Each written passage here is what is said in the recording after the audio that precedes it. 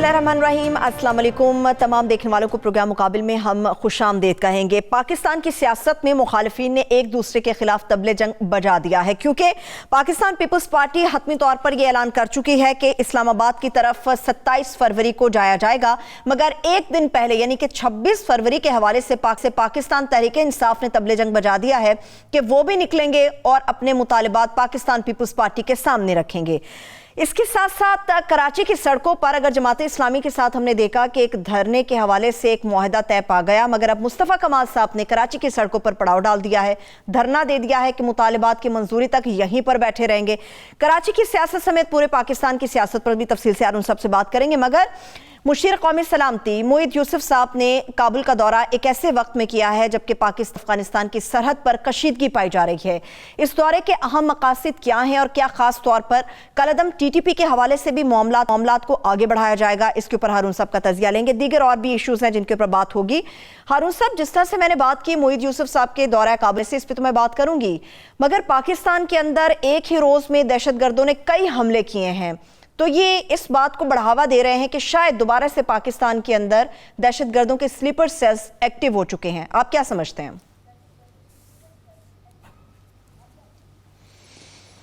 देखिए, बैक वक्त कश्मीर में बहुत सूरत हाल ख़राब हो गई है। पुलवामा में 4 आदमी शहीद हुए हैं। दूसरी जगह कौन सी है, वहाँ पे एक नौजवान को शहीद किया गया। ओवरऑल पिछले जी बडगाम की बात कर रहे हैं आप? क्या कहा? बडगाम की आप बात कर रहे हैं? पर जी, एक नौजवान को 2500 आदमियों को शहीद किया गया है। इसमें ज़्यादातर नौजवान हैं। एक तरफ कश्मीर में ये कार्रवाइयाँ हो रही हैं, एक तरफ टेररिज्म हो रहा है पाकिस्तान में। पेशावर में वाक़या हुआ, एक पादरी को हमला, 2 पादरियों पे हमला किया गया, एक जहाँ भाग हो गए। अच्छा, वो वाक़या हो चुका है अपना बलूचिस्तान का, जहाँ आर्मी चीफ गए और उन्होंने कहा कि लोगों को इंसाफ के कटहरे में लाया जाएगा। और रावलपिंडी में वाक़या हुआ है, एक सिपाही पर हमला हुआ है। तो ये इसमें एक पैटर्न है, यानी ये है कि पाकिस्तान को चैन से बैठने नहीं दिया जाएगा। इसी पस मंज़र में मोईद यूसुफ गए हैं और उन्होंने वज़ीर आज़म से भी मुलाकात की है, नायब वज़ीर आज़म से, और वज़ीर ख़ारिजा से भी मुलाकात की है जी। हनफी साहब से भी और मुत्तकी से भी। तो मेरा ये ख्याल है कि उन्हें रियासती अदारों का मैसेज भी पहुंचाया है, सूरत हाल उन पर वाज़े करने की कोशिश की है। अब उसका नतीजा क्या निकलता है ये देखते हैं। गुफ्तगू तो अच्छी करते हैं मोईद यूसुफ साहब से, लिकाबंदी से बात करते हैं, लेकिन ये है कि उसमें कई पहलू हैं मामले के। एक तो ये है कि तालिबान का उस तरह से पूरा कंट्रोल नहीं है, इसकी रियायत उन्हें दी जा रही है, उन्हें समझाया भी जा रहा है, ये भी बताया जा रहा है कि पाकिस्तान वाहिद रियासत है जो आपकी मदद कर रही है और आपको कुछ करना चाहिए। लेकिन दूसरी तरफ ये है कि वो कोई बहुत ज़्यादा सीरियस लगते नहीं हैं, यानी जितना उनका कंट्रोल है उतना भी नहीं कर रहे। ये तो वो कर सकते हैं कि एलानिया मजम्मत करें इसकी और कोशिश शुरू करें और कुछ न कुछ पाकिस्तान को इत्मीनान दिलाएं। और मेरा ये ख्याल है कि फौरी तौर पे अगर वो हुक्म दें तो नीचे से तो कैडर तो एक ही है, इकट्ठे मिलकर वो लड़ते रहे हैं, एक जैसे उनके नज़रियात हैं, तो वो फौरी तौर पे उसकी तामील नहीं होगी। ये एक मुश्किल मरहला है, ज़रा पेचीदा है। वैसे तो पाकिस्तान ने टेररिज्म के ख़िलाफ़ जो बड़ी जंग थी वो तो जीत ली है। आपको याद है कि डेरा बुगती में और उसके इर्द गिर्द के अज़ला में भत्ता वसूल किया जाता था, पाकिस्तानी परचम नहीं लहराया जा सकता था। और फिर वो वक्त आया कि हमने खुद आज़ादाना सफ़र किया बग़ैर किसी मुहाफ़िज़ के ज़ियारत तक का कोयटा से, और 14 अगस्त को एक ऐसा जश्न बरपा था कोयटा में कि ट्रैवल करना मुश्किल था। कोई लाहौर में और कराची में और कोयटा में कोई इम्तियाज़ नहीं किया जा सकता था। तो ये सूरत हाल है। इसमें यानी पीछे इसके कौन है? TTP है या BLA है तो इंडिया ही। मैंने कल भी ये बात वाज़े करने की कोशिश की थी कि इंडिया है, और मगरबी ममालिक की हमदर्दियाँ चूँकि इंडिया के साथ हैं, ख़ासतौर पे अमेरिका की, इसको उछाला नहीं जाता। अब देखिए ना, पादरियों पे हमला करने का क्या मतलब है? वो तो पुरअमन शहरी हैं, उनका कोई सियासत में से ताल्लुक़ नहीं है, वो कोई फरीक नहीं है कि ये खबर बनेगी मगरबी मीडिया में उजागर होगी। अच्छा, सिक्योरिटी फोर्सेस पे हमला तो ज़ाहिर है, वाज़े है कि उनकी यानी कोशिश ये है कि मोरल उनका डाउन किया जाए। मोरल नहीं डाउन हो सकता, पाकिस्तान आर्मी की कामयाबियाँ बहुत हैं और इसकी भी कार्रवाई होगी। सही। इसी तरह दूसरी जगहों पे भी स्लीपिंग सेक्ट जो आपने कहा एक्टिव हो गए, तो जाहिर है एक्टिव हो गए, मगर किसी के ईमा पर एक्टिव हुए हैं ना, बिला वजह तो नहीं हुए। तो और भी जो कुछ उनके बस में है वो कर रहे हैं। ठीक। देखिए, इस तरह नहीं होगा, ये नरमी से नहीं होगा। बिल्कुल तालिबान की हुकूमत पर यह बात वाज़ेह करनी चाहिए कि जो आप कर सकते हैं वो ज़रूर करें। एक चीज़ है जो उनके बस में नहीं है, उनका पूरा कंट्रोल नहीं है। नीचे उसमें ऐसे लोग हैं जिन्हें इंडिया इस्तेमाल कर सकता है। अफगानिस्तान में मर्सनरी हमेशा मौजूद रहे, पाकिस्तान में भी रहे हैं। ये NGOs वाले बहुत सारे मर्सनरी है ना, इंटरनेशनल एजेंडे पे ही काम करते हैं ना, अफवाहें फैलाते हैं, आर्मी के खिलाफ कंपेन करते हैं, उन चीज़ों पे भी तनकीद करते हैं जिसमें कुछ चीज़ों में तो इस्टेब्लिशमेंट कसूरवार हो सकती है, जिसमें वो कसूरवार नहीं है। बदअमनी बेचैनी हर वक्त फैलाए रखते हैं और हर कहीं हैं उनके लोग, बिजनेसमैन में हैं, सियासी जमातों में हैं, NGOs में हैं, इवन मीडिया में हैं। मीडिया वाले बाद औक़ात इतना इंतशार पैदा करते हैं कि जिसकी कोई हद नहीं है। सही। तो ये बता दिया जाए उन्हें कि ये इसमें नरमी नहीं की जाएगी, यानी बातचीत तो उनसे करें, उनकी मदद भी करें। और ये जो बात लोग हमारे यहाँ करते हैं कि जी उनकी मदद क्यों कर रहे हैं, भाई मदद तो भूखों की कर रहे हैं, वो तो टेररिस्ट नहीं है। जो आदमी सर्दी से ठिठुर रहा है और खाने के लिए रोटी नहीं है, 6 साल का बच्चा है या 70 साल की बुढ़िया है या ख़ानदान का कोई और फर्द है, वो टेररिस्ट है, उसकी मदद तो की जानी चाहिए। वो तो तकाजा है। हिकमत अमली के बहुत से पहलू होते हैं। ये तो खैर वैसे ही फ़र्ज़ है, हमारे मुसलमान भाई हैं, आम लोग तो नहीं हैं इसमें शामिल, वो तो और लोग हैं इक़्तिदार के भूखे और ट्रिगर हैप्पी और जिनका जब ब्रेन वाश लोग, जो लोग हैं जिनका ज़हनी गुस्ल हो चुका है और जिनका इलाज ताकत के सिवा कुछ नहीं है। लातों के भूत बातों से नहीं मना करते। और आखिरी बात मैं ये कहता हूँ कि ये करना ही पड़ेगा, आपको सर्जिकल स्ट्राइक्स करनी पड़ेंगी, आपको ड्रोन इस्तेमाल करने पड़ेंगे। आप मोहलत दे सकते हैं उन्हें, 1 हफ्ते, 2 हफ्ते, 1 महीना, 2 महीने, 3 महीने, हमेशा नरमी से, मज़ाकरात से मसला हल करने की कोशिश करनी चाहिए, लेकिन अगर नहीं होता तो कार्रवाई करनी चाहिए। ठीक है। चलिए हारून साहब, आपने जो बात की है, आपको याद होगा जब तालिबान ने अफगानिस्तान को टेक ओवर किया था, उस वक्त भी पाकिस्तान को यकीन दहानी कराई गई थी कि हमारी सरजमीन किसी दूसरे मुल्क और खासतौर पर पाकिस्तान के खिलाफ भी इस्तेमाल नहीं होगी। मगर अब की बार में मोईद यूसुफ साहब को यही यकीन दहानी कराई गई है कि यकीन कराते हैं कि पाकिस्तान के खिलाफ हमारी सरजमीन इस्तेमाल नहीं होगी। क्या अब ये यकीन दहानियां कोई मानी रखती हैं, या फिर पाकिस्तान का आप समझते वाहिद हल यही है कि सर्जिकल स्ट्राइक्स ही होनी चाहिए और दुश्मन का मुकाबला उसी तरह से करना चाहिए जैसे मुनासिब होता है? नहीं, यकीन दहानी की कोई हैसियत नहीं है, हैसियत होती है अमल की। वो एक हमारे मरहूम महमूद गाजी साहब थे, वो वाइस प्रेसिडेंट रहे इसके इंटरनेशनल इस्लामिक यूनिवर्सिटी के। उन्होंने एक दफ़ा ख़त लिखा डॉक्टर हमीदुल्लाह को, फेमस स्कॉलर जिनका बहुत बड़ा मर्तबा है और जिन्होंने बड़ी तहकीक की है बहुत सी चीज़ों पे। हदीस पे उनकी तहकीक ऐसी है कि जिसकी मिसाल नहीं मिलती पिछली कई सदियों में। तो वो एक तन्हा आदमी थे, एक मकान में रहते थे और सारा वक्त इल्मी काम करते। फ़्रांसीसी ज़बान में कुरान मजीद का तर्जमा भी उन्होंने किया है, बेशुमार किताबें लिखी हैं, बहुत से लोग उनकी वजह से मुसलमान हुए और वो गैर सियासी आदमी थे। और डॉक्टर महमूद गाजी बताते थे कि जब वो यंग आदमी थे और PhD उन्होंने किया था, तो उन्होंने एक ख़त लिखा उन्हें कि मैं फ़लाँ फ़लाँ मौजू पर तहकीक करना चाहता हूँ। तो उनका जवाब मुझे एक एक लफ्ज़ ज़ुबानी याद है। उन्होंने कहा, मैं इस्तांबुल, ख़त में लिखा, मैं इस्तांबुल के लिए पाबरकाब हूँ, आपका ख़त मुझे भाया नहीं। अहमियत मतन की होती है, उन्वानात की नहीं। सही। अहमियत अमल की होती है, वादों की नहीं होती, दावों की नहीं होती। फिर अफ़गानों का मिजाज ये है कि टालने में अपना सानी नहीं रखते, लेकिन ये है कि बहरहाल आखिर ये कब तक सब्र करें। मैं ये नहीं कह रहा कि आज सर्जिकल स्ट्राइक करें, मैं ये नहीं कह रहा कि आज ड्रोन अमल, उन्हें पूरा मौका दें, उन्हें मुज़ाकरात करें, उन्हें समझाएं इसकी इम्प्लिकेशन उनके लिए पाकिस्तान के अंदर क्या हो सकती है। पाकिस्तान में राय अमल उनके ख़िलाफ़ होती जाएगी। ठीक। और जो है वो हुकूमत पे दबाव बढ़ेगा और उसके बहुत से सियासी नताइज हो सकते हैं, अंदरूनी मुल्क भी हो सकते हैं, बैरून मुल्क भी हो सकते हैं। यानी हद ये है कि मौलाना फजलुर रहमान को थ्रेट है। मौलाना फजलुर रहमान को क्यों थ्रेट है? वो कोयटा के और किसी इलाके के दौरे पे जा रहे हैं जी। और पुलिस ने उन्हें इत्तला दी है कि आपको ख़तरा है आपकी जान को और हुकूमत ने हिदायत की है कि उनकी जान की हिफाजत का बंदोबस्त किया जाए। क्यों मौलाना फजलुर रहमान के ख़िलाफ़ पहले भी हमले हुए उन पर?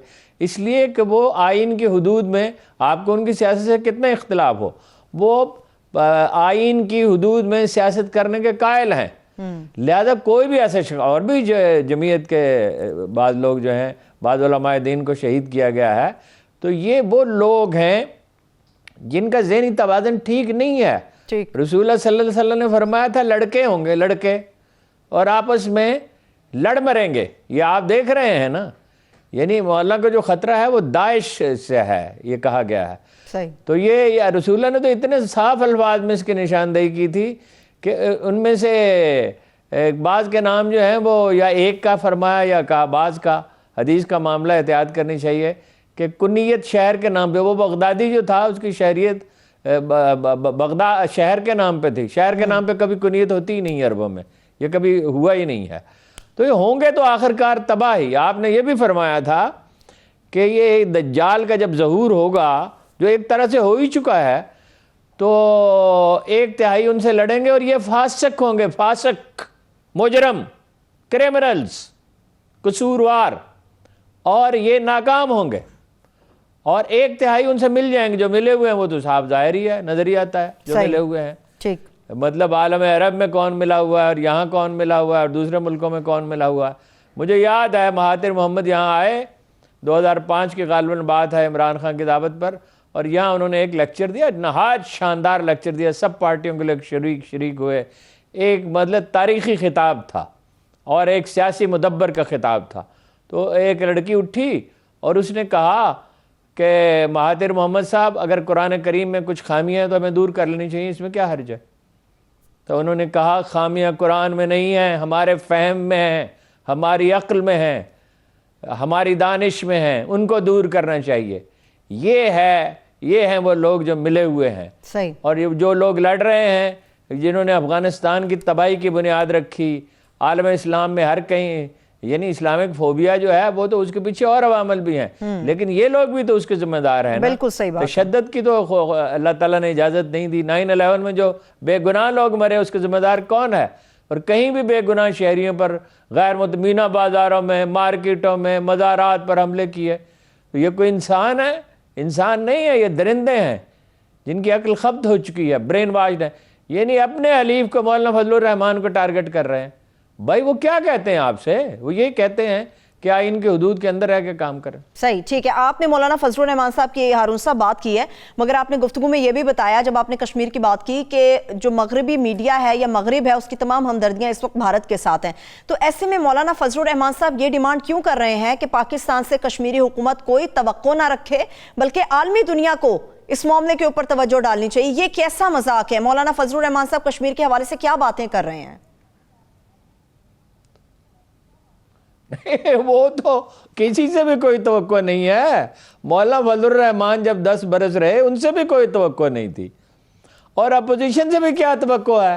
कोई सेमिनार किया किसी ने, कोई जुलूस निकाला, कोई जलसा किया, कोई पंफलेट छापा, कोई अपनी तकरीरों में, आज सरगोदा में जलसा था बिलावल साहब का, उन्होंने कोई बात की? कोई भी नहीं करता कश्मीर की बात तो ना अपोजिशन। और नवाज शरीफ साहब तो, उनकी साहबजादी तो एक लफ्ज़ मोदी के ख़िलाफ़, उनके मज़ालिम के ख़िलाफ़। जब हमने बहुत शोर मचाया कि उन्हें एहसास नहीं है कश्मीर में कत्ल हो रहे हैं, जब आज़ाद कश्मीर में आपके कंपेन हो रही थी, तो सिर्फ मोहतरमा मरियम नवाज ने इतना कहा कि नहीं हमें इसका एहसास है। किस चीज़ का आपको एहसास है? एहसास तो अमल में ज़ाहिर होता है, गुफ्तगू में नहीं होता। और हमारी हुकूमत ने क्या किया है जी? भाई बैनुल अक़वामी सफारती मुहिम चलानी चाहिए थी भरपूर। इस्टेब्लिशमेंट ने भी क्या किया है? भाई आप बातें करते हैं, करते तो उसके लिए कुछ नहीं, इसमें तो सबका हाल एक ही जैसा है। सही, ठीक और मौलाना फजलुर रहमान ने 10 बरस में कुछ भी नहीं किया, किसी ने भी नहीं कुछ किया। पाकिस्तानी कौम बैसियत मजबूरी इसकी जिम्मेदार है। आप कुछ लोगों को ट्रेंड करते, वो दुनिया में जाते, बेशुमार ओवरसीज पाकिस्तानीज हैं जो अपना सरमाया खर्च करने के लिए तैयार हैं। वो लिटरेचर मांग रहे हैं, उन्हें कोई लिटरेचर भेजने वाला नहीं है। उनसे कहें, मैं आपको यकीन से कहता हूँ 200-300 आदमी आ जाएंगे ट्रेनिंग के लिए, उनकी ट्रेनिंग करें, फिल्में बनाएं, क्लिप्स बनाएं, इदाद शुमार जमा करें, दुनिया भर के अखबारात को मरासिले लिखें, दुनिया में हर कहीं जहाँ कोई मौसर कम्युनिटी है उस तक पहुँचे।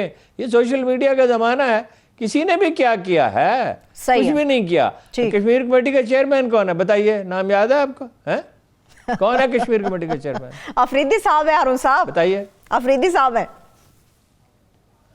अफरीदी साहब जो आधी रात को रावलपिंडी के थाने पे जाके छापा मारते हैं, जिन्हें ये नहीं पता कि पुलिस जो है वो सूबाई अपना सूबाई हुकूमत का इख्तियार होता है। जो सर दर्द का इलाज कराने के लिए अपना फ्रांस चले गए और वहाँ उन्होंने पूछा आप यहाँ क्या कर रहे हैं, तो कोई उनके पास जवाब नहीं था। नीम खानदा से आदमी है भाई, उनको वो काम दे जो वो कर सकते हैं। इससे संजीदगी जाहिर होती है ना। इमरान खान साहब कहते हैं मैं कश्मीरियों का सफ़ीर हूँ, तो सफ़ीर साहब आपने किया क्या है? किसी ने भी कुछ नहीं किया, किसी ने भी कुछ नहीं किया, मीडिया ने भी कुछ नहीं किया। अच्छा चलिए, सारी बात यानी क्या हाल है कि आप अंदाज़ा लगाइए कि दवाइयाँ नहीं मिल सकी उनको बीमारी में, बूढ़े आदमी को, गीलानी साहब को, अशरफ सहराई साहब को शहीद कर दिया गया।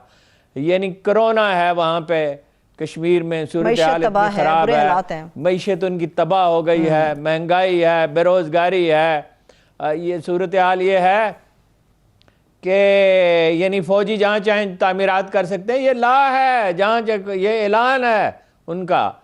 अच्छा 370 तो मनसूख हो गई, उसको हिस्सा बना दिया गया कश्मीर का।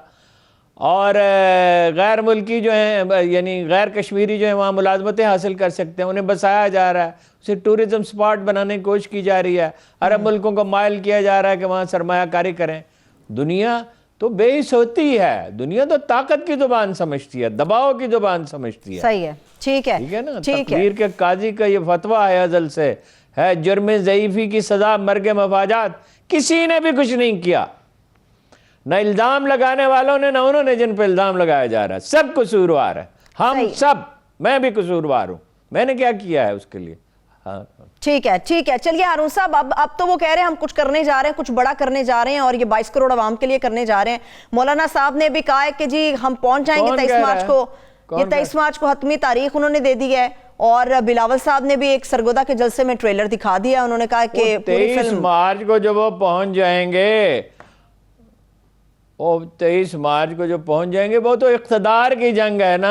उसूलों के लिए क्या किया है, आइन की बालादस्ती के लिए क्या किया है, कानून की हुक्मरानी के लिए क्या। टेररिज्म तो उनके दौर में MMA की हुकूमत थी तो फैलता रहा ना, कई बरस उन्हें आज़ादी हासिल रही, टेररिस्टों को जो चाहें करें, उस वक्त इनकी हुकूमत थी। तो बाकी रह गई वो सियासत, वो तो अलग बहस है ना। वो तो मौलाना के सिर्फ मार्च का मसला तो नहीं है। तो बिलावल साहब भी मार्च करेंगे, PTI भी मार्च करेगी, आपको पता ही है क्या हो रहा है। जी बिल्कुल। अच्छा चलिए हारून साहब, सियासत की तरफ ही गुफ्तगू ले जाते हैं। कराची से मेरा ख्याल है हमें शुरू करना चाहिए, क्योंकि इस वक्त हमारे साथ पाक सरजमीन पार्टी के जो सरबरा है मुस्तफ़ा कमाल साहब, वो टेलीफोन लाइन पर मौजूद है। मेरा ख्याल कराची के हवाले से उनसे बात करनी चाहिए। बहुत शुक्रिया, thank you so much Mustafa कमाल साहब, अपना कीमती वक्त हमारे लिए निकालने के लिए। हारून साहब हमारे साथ मौजूद हैं। हारून साहब आप प्लीज सवाल कीजिए।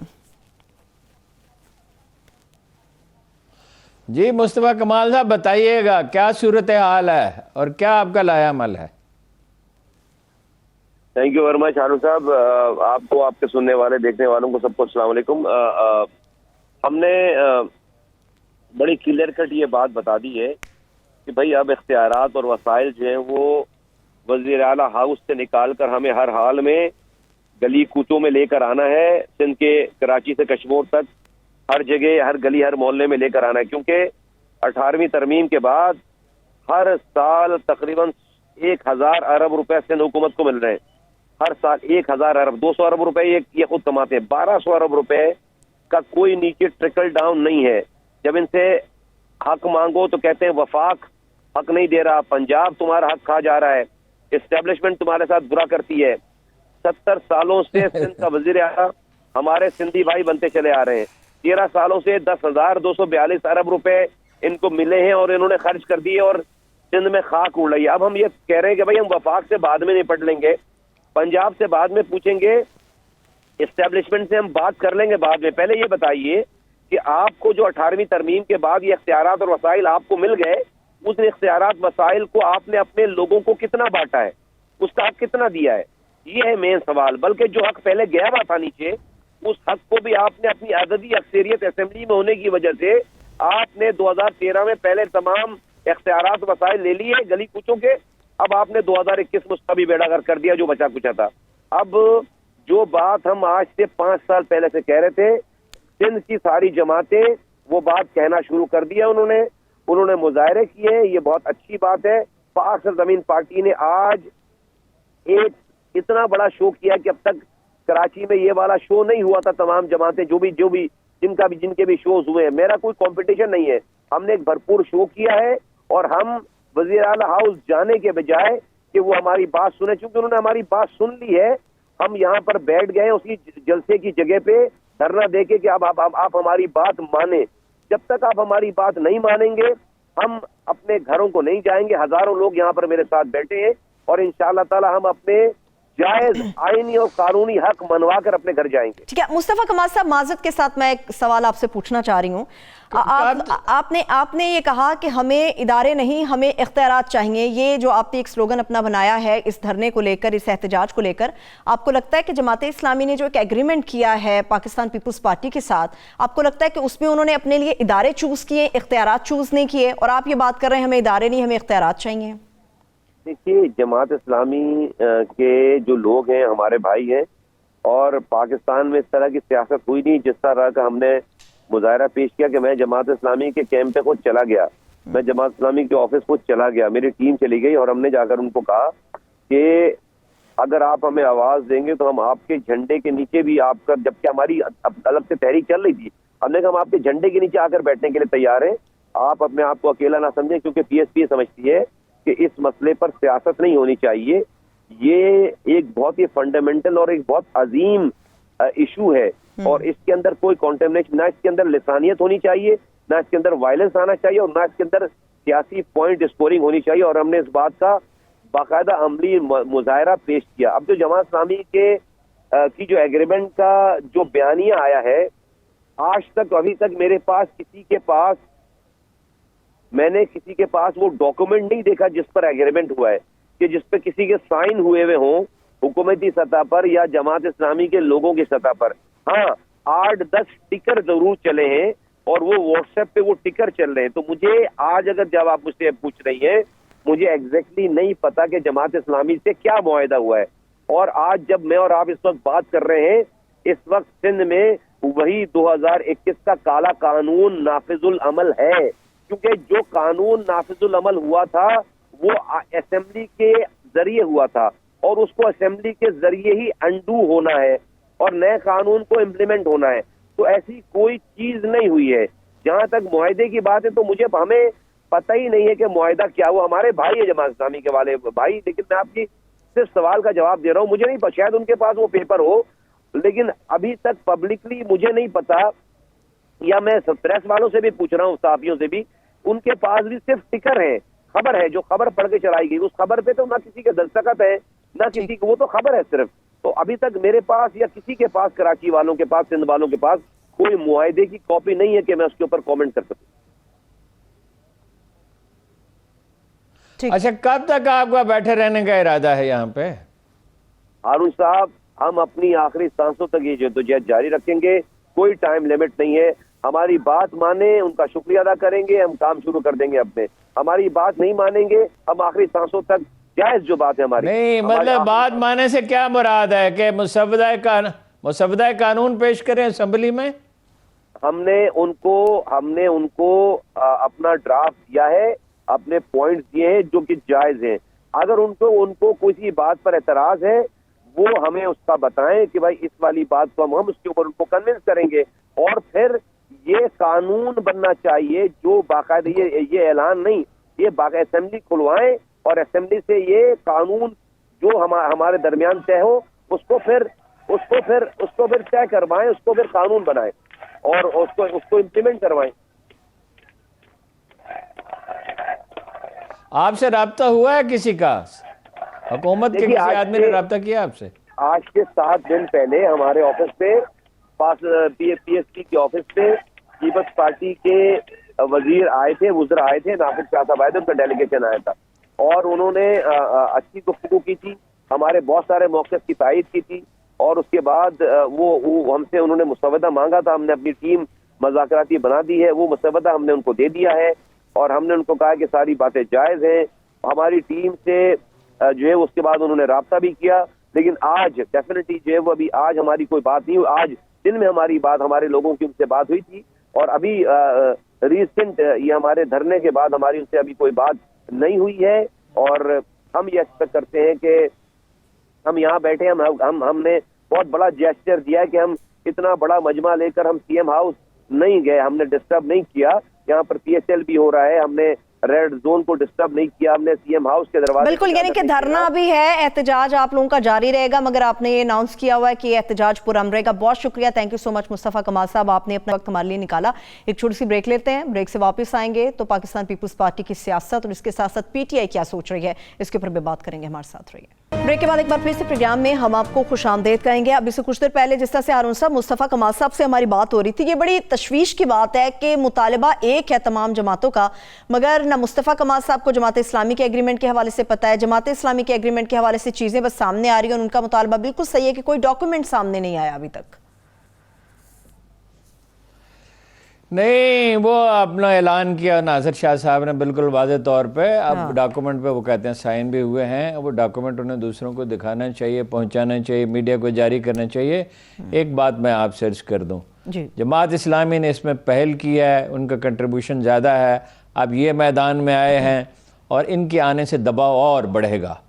और बिल्कुल मुझे इसका यकीन है, उधर से पीटीआई ने कहा है कि हम मार्च करेंगे जी, वो 27 करेंगे, ये 26 को करेंगे जनवरी को, तो दबाव बढ़ता चला जाएगा। और मैं आपसे पहले भी कह चुका हूँ, कोई चारा ही नहीं है, ये मुतालबा ऐसा है जिसका पर सबका इत्तफाक राय है।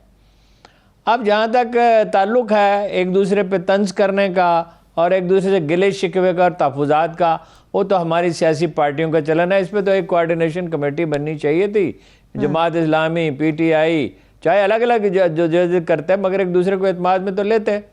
और मुस्तफ़ा कमाल साहब तो गए भी और लोग भी कुछ गए वहाँ पे, लेकिन ये है कि ये एक तरह से इलेक्शन की तैयारी भी है, हर कोई अपने वो करने की कोशिश कर रहा है। ये इन्होंने तो कोई ख़ास तनकीद नहीं की, एमक्यूएम ने तो कहा, बड़ा बाजारी लफ्ज़ इस्तेमाल किया, मामू बना दिया, कोई शरीफाना लफ्ज़ भी इस्तेमाल नहीं किया, एक करखंदारी ज़ुबान इस्तेमाल करते हैं। बड़ा पढ़े लिखे लोग हैं आप, शायद आपके अंदर इतने बड़े तालीम याफ्ता लोग हैं, मिडिल क्लास की पार्टी है, कोई तो ज़ुबान ही शरीफाना इस्तेमाल करना सीख लें।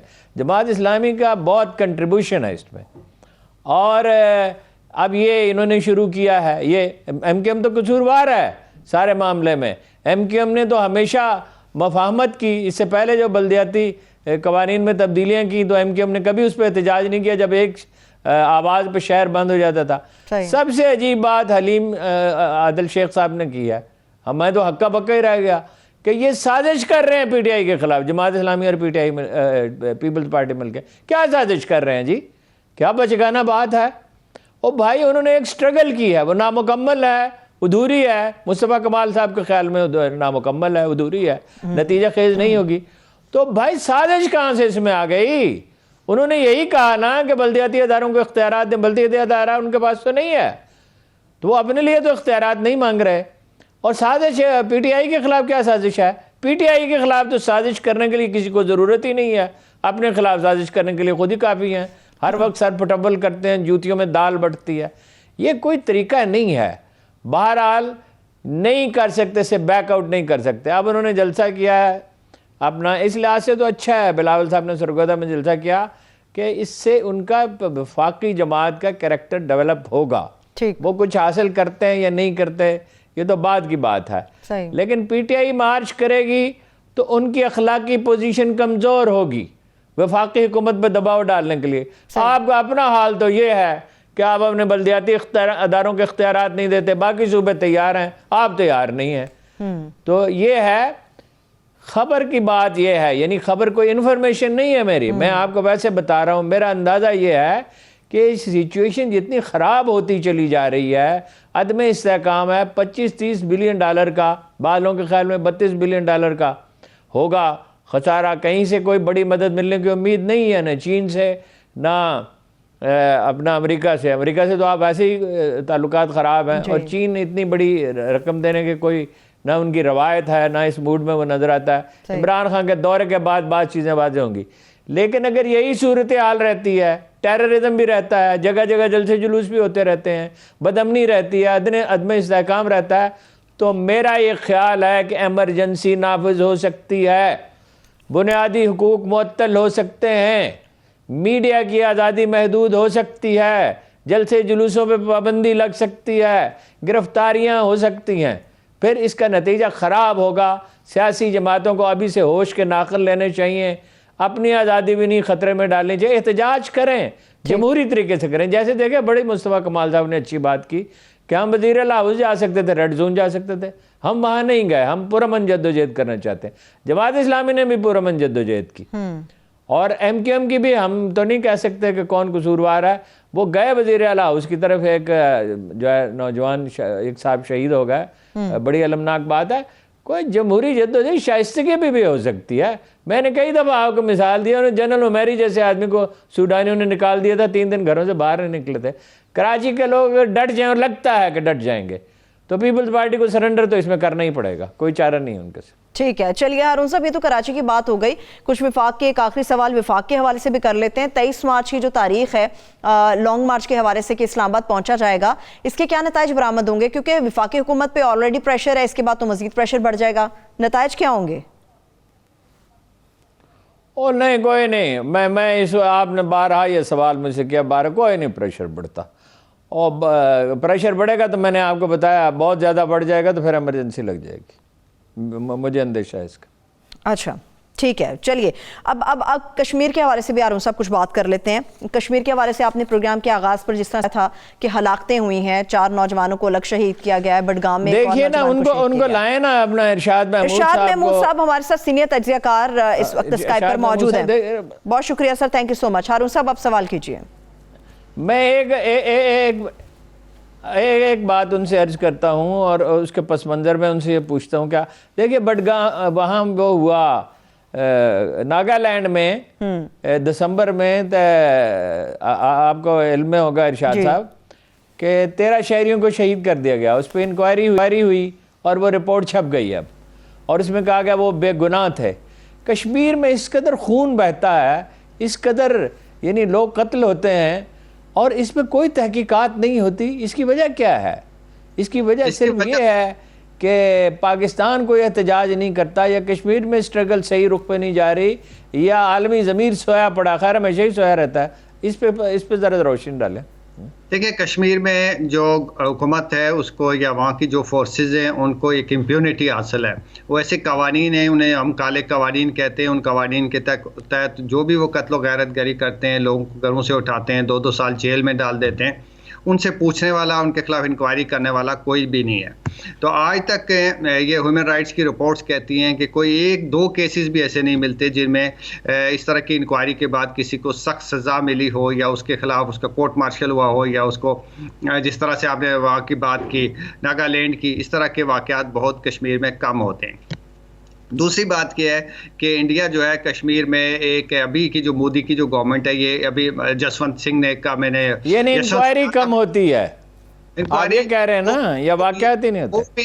वो भी तो उसे दाखिल दफ्तर कर दिया जाता है। वहाँ की पुलिस को, वहाँ की फोर्सेस को इम्प्यूनिटी हासिल है, यानी उनके खिलाफ कोई कानून उनको अदालत में नहीं लाया जा सकता, क्योंकि उनको एक हालत जंग में करार दिया गया कि वो काम कर रहे हैं।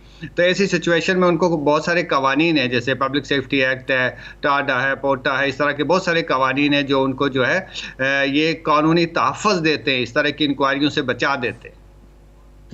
तो दूसरी बात ये मैं कहना चाहता था कि अभी यशवंत सिन्हा ने थोड़े दिन पहले, पाकिस्तान को क्या करना चाहिए?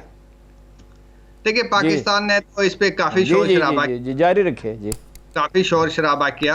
थोड़े दिन पहले यशवंत सिन्हा का मैं आपको बता रहा था कि उन्होंने कहा कि मुझे बीजेपी के एक बहुत सीनियर एहलकार ने, जो हुकूमत का हिस्सा है, बताया है कि हमारा जो बीजेपी का जो है वो है डॉक्ट्रिन ऑफ रिप्रेशन। हम कश्मीरियों से कोई बात नहीं करेंगे, हम तशद्दुद के ज़रिए और जुल्म के ज़रिए उनकी कमर तोड़ेंगे ताकि वो जो है उनका DNA चेंज हो सके। इससे पहले जो है इंडिया के एक आर्मी चीफ थे बिपिन रावत, जो एक हादसे में हलाक हो गए, वो कहते थे कि जी मैं तशद्दुद के ज़रिए कश्मीरियों का DNA चेंज कर दूँगा। तो इंडिया की जो अभी की जो पॉलिसी है, ख़ासतौर पे बीजेपी की जो पॉलिसी है, वो सारी की सारी टार्चर पे, तशद्दुद पे, लोगों को ह्यूमिलेट करने पे और उनके साथ किसी किस्म की कोई बातचीत ना करने पे, उनकी एंगेजमेंट भी नहीं। इस वजह से आपने देखा होगा कि पाकिस्तान के साथ भी उनकी कोई एंगेजमेंट नहीं है, कश्मीर में इवन मेन स्ट्रीम पार्टीज़ के साथ भी कोई एंगेजमेंट। तो एक हिंदुत्व का जो एजेंडा है, उस एजेंडे पे बड़ा तेज़ी के साथ गामज़न है और उसका अल्टीमेट उनका गोल ये है कि उन्होंने कश्मीर में जो है एक हिंदू चीफ मिनिस्टर लाना है, वह आबादी का तनासब बिगाड़ना है और मुसलमानों की एक कल्चरल और सोशल और मजहबी जो शनाख्त है उसको बदलना है।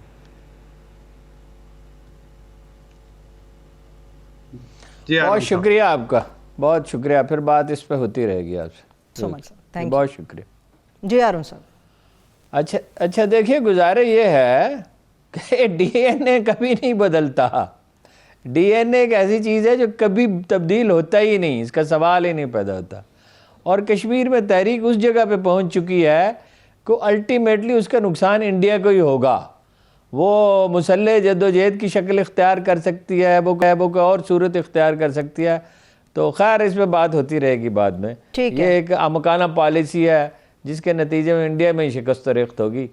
एक और बात भी है, वो ब्रेक से वापस आके इलेक्शन हो रहे हैं उत्तर प्रदेश में, आपको पता है ना, जिसकी आबादी तकरीबन पाकिस्तान के बराबर है। या कश्मीर पे ही मैं बात कर रहा हूँ, पंजाब में, गोवा में, मणिपुर में, तो उत्तराखंड में। तो जब ये पंजाब के सिवा बाकी जगहों पे मोदी या बीजेपी की हुकूमत है, जब ये मरला आता है तो वो कहीं ना कहीं मुसलमानों को नुकसान पहुंचा देते हैं, अपना तकलीफ पहुंचाते हैं, अजियत देते हैं, कत्ल गारत करते हैं ताकि हिंदू वोटों को अट्रैक्ट किया जा सके। ठीक है, चलिए ब्रेक की तरफ भी अभी चलते हैं, एक छोटी सी ब्रेक लेते हैं, वापस आएंगे, गुफ्तगू का सिलसिला आगे बढ़ेगा। तो पाकिस्तान के अंदर जो टेक्सटाइल इंडस्ट्री है उसकी हालत इस वक्त क्या है वो आपके सामने रखेंगे, हमारे साथ रहिए। ब्रेक के बाद एक बार फिर से प्रोग्राम में हम आपको खुशामदीद कहेंगे। पाकिस्तान की टेक्सटाइल इंडस्ट्री के हवाले से बात करने जा रहे हैं। हारून साहब, क्या इस बात में कोई सदाकत मौजूद है कि पाकिस्तान के अंदर जो टेक्सटाइल की बरामदात हैं वो हर गुजरते महीने के साथ पहले से कम होती चली जा रही हैं? नहीं, अभी कम होना शुरू है, हर गुजरते कोई बहुत पुराना किस्सा नहीं है। बढ़ रही थी कोरोना में, जो बांग्लादेश ने और इंडिया ने खौफजदा होकर लॉकडाउन किया, बहुत यानी पैनिक कर गए, तो उसके नतीजे में पाकिस्तान के ऑर्डर बढ़ गए। पिछले साल हमारी बरामदात थी $25 बिलियन, उसमें से $16 बिलियन यानी तकरीबन दो तिहाई से ज़रा से कम, आप कह सकते 62-63% वो टेक्सटाइल की थी, $16 बिलियन। अब नवंबर में थी ये $1 अरब 90 करोड़ और दिसंबर में होगी $1 करोड़ 65 करोड़। तो ये गिर रही है। उसकी वजह बिल्कुल सादा है, गैस नहीं है। गैस उनको मिल रही थी, हमा वक्त मिल रही थी, ज़ाहिर है उसी पे सारे ने सारा बरामदात के सारे ने सारे टेक्सटाइल पे। मैं उसको एक्सप्लेन करता हूँ। तो अब रात को 12 बजे से 6 बजे तक ये कौन सा वक्त है? ये ठीक है कि घरेलू सार्फिन को देना चाहते हैं, वरना ये अवामी बेचैनी पैदा होती है, लेकिन इंडस्ट्री लाइफ लाइन है। नेपोलियन ने कहा था फौज पेट के बल रेंगती है, पेट के बल आगे बढ़ती है। पेट भरा हुआ नहीं होगा तो आप मुल्क का दिफा तक नहीं कर सकते, बाकी तो चीज़ें छोड़ दे। बाकी माशी तरक्की का जो अमल है, महंगाई और बेरोज़गारी, उसे क्या आप कम करेंगे? अच्छा, फैसलाबाद में सिचुएशन कदरे बेहतर है, तो कराची के साथ ये इम्तियाज़ क्यों है? कराची में 52% है एक्सपोर्ट टेक्सटाइल का कुल, फैसलाबाद उसके बाद आता है। अब वो ये गैस की फराहमी में मसला है। और देखिए सूरत हाल ये हो चुकी है, हमने टेक्सटाइल को इसने डिस्करेज किया है। पीपल्स पार्टी के दौर में बहुत डिस्करेज किया गया, नून लीग के दौर में भी डिस्करेज किया गया। इतना अब आके उसकी तरक्की शुरू हुई थी, मशीनरी आ रही है। सही। तो अगर ये सूरत हाल जारी रहेगी, देखिए ये बड़ी मुश्किल से कोई मार्केट जो है इंटरनेशनल मार्केट में तवज्जो होती है। लोकल ख़रीदार भी वैसे ऐसे ही होता है, फिर वो छोड़ जाता है तो आसानी से वापस नहीं आता। इसलिए इस पर तवज्जो देनी चाहिए और कोई ना कोई इस मसले का हल निकालने की कोशिश करनी चाहिए। बहुत बड़ा चैलेंज है ये। ठीक है, लेकिन हमाद अज़हर साहब से आपको याद होगा अरुण साहब पहले भी इस देखिए बांग्लादेश में, जी जारी रखिए। गुजारिश ये है कि बांग्लादेश में कपास का एक पौधा नहीं उगता, और उनकी हमसे ज़्यादा क्यों है? इसलिए कि हुकूमत की पॉलिसियाँ ऐसी हैं, उनको फैसिलिटेट किया जाता है, उनकी मदद की जाती है। टेक्सटाइल के लिए तो अलग मिनिस्टर होने चाहिए, मेरे ख्याल में, और अलग बॉडी होनी चाहिए और हम वक्त मुज़ाकरात होने चाहिए। वो बिजनेसमैन रोते थे इसहाक डार से कि मुलाकात का वक्त ही इनायत नहीं फरमाते। तो अब भी वही सूरत हाल है। अगर तो ये बड़ी अफसोसनाक है। हमारे वज़ीर ख़जाना तो पिछले दिनों खैर बीमार थे, वो बड़ी सूझबूझ के आदमी हैं और उनसे तवक्को है कि वो कुछ करेंगे। बांग्लादेश का टारगेट 2 बरस बाद का $80 बिलियन का है टेक्सटाइल का। मैंने देखा है मिडल ईस्ट में लोगों को बांग्लादेश के का लिबास पहने हुए, वो एक्सपोर्ट पर तवज्जो दे रहे हैं। तो आपको भी कोई फिक्र होनी चाहिए इसकी। ठीक है। लेकिन हारून साहब, एक आखिरी सवाल इस पर ही कि पाकिस्तान के अंदर अगर ये टेक्सटाइल को लेकर सूरत हाल है तो दुनिया के कई ममालिक के सफ़ीर इस वक्त पाकिस्तान के अंदर मौजूद हैं। क्या इंटरनेशनली पाकिस्तान के ऊपर दबाव बढ़ेगा? टेक्सटाइल के ऑर्डर्स रोक दिए जाएंगे कि यहाँ पर सूरत हाल कुछ बेहतर नहीं है? नहीं, वो तो नहीं रोकेंगे। वो तो सफ़ीरों का इसमें क्या किरदार है? इसमें तो मार्केट फैसला करती है ना। यानी अगर आप बर वक्त ऑर्डर देखिए, जब आप गैस 6 घंटे के लिए मिलेगी, वो भी रात को 12 बजे से 6 बजे तक, तो कैपेसिटी नहीं होती ज़्यादा काम करने की बेहतरीन कैपेसिटी आदमी की होती है अर्ली मॉर्निंग से लेके दोपहर तक। अर्ली मॉर्निंग में सबसे ज़्यादा होती है।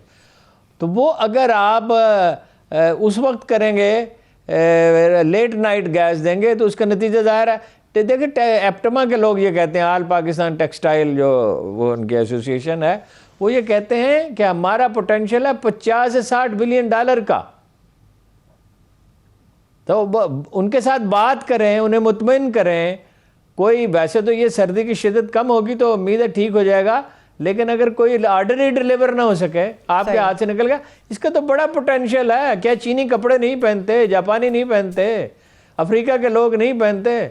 सूडान में मैंने देखा है लोग, मैं गया था बहुत अरसा पहले, तो लोग कह रहे थे कि भाई हम तो उसके ख्वाहिशमंद हैं, मगर यहाँ आपका कोई आदमी आता ही नहीं है। बेशक बहुत छोटी मार्केट है अफ्रीका निस्बतन, लेकिन ये है कि भाई उसके लिए प्लानिंग करनी चाहिए।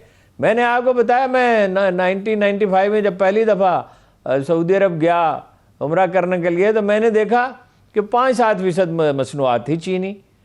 और जब मैं आखिरी दफ़ा गया, गालबन 2009 में मैं गया आखिरी दफ़ा, तो मैंने देखा कोई 70-80% चीनी मसनूआत थी। जाए नमाज भी उनके, टोपियाँ भी उनकी, तस्बीहात भी उनकी, घड़ियाँ भी उनकी। तो भाई आप जद्दोजहद इसके लिए करनी पड़ती है, प्लानिंग करनी पड़ती है।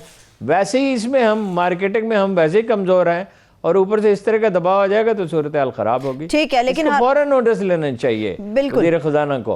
और इसके अहल भी हैं, उनसे बैठें, बात करें, देखें जो हल निकल सकता हो, जितनी बेहतरी हो सकती है वो तो करें ना।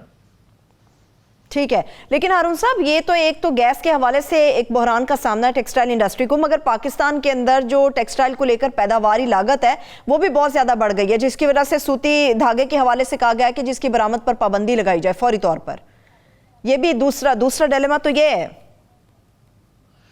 नहीं, देखिए वो तो बहुत सारे मसाइल हैं, इसलिए कि जिस चीज़ में भी अफसरशाही इन्वॉल्व होगी वो मसाइल ही पैदा करेगी ना। आपकी तो गिरफ्त है नहीं, हुकूमत की तो कोई रिट है नहीं। पहली बात तो यही है कि कपास की पैदावार इतनी कैसे गिर गई। यानी ये तो होता है कि इजाफा ना हो, को हालात ख़राब हो, और इतने अरसे से गिरी हुई है, अब खुदा करके कुछ बेहतरी आई है, आप उसका बीज जो है बेहतर मुहैया करें। आपके अदारे क्या कर रहे हैं? कपास कैसे इंपोर्ट का होने लगी पाकिस्तान में? बिल्कुल, कपास ज़राअत के ऊपर पाकिस्तान को तवज्जो देनी चाहिए, बिल्कुल तवज्जो देनी चाहिए। ज़राअत जो है बड़ी इंपॉर्टेंट है। कभी पाकिस्तान ज़राअत के हवाले से बड़ा जाना खुद कफील था, मगर अनफॉर्चुनेटली मौजूदा पॉलिसियों ने इसको बड़ा नुकसान पहुंचाया। इसके साथ ही मुझे इजाज़त दीजिए, अपना बहुत सारा ख्याल रखिए, खुदा हाफिज़।